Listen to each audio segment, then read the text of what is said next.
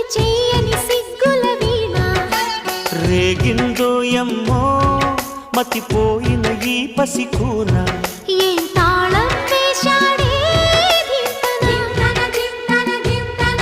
ఏం రాగం తీసిందే అంగనా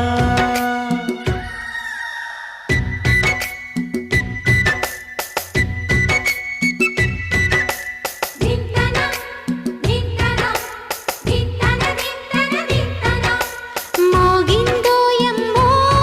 శృతి చెయ్యని సిగ్గుల వీణ రేగిందో ఎమ్మో మతిపోయిన ఈ పసికూన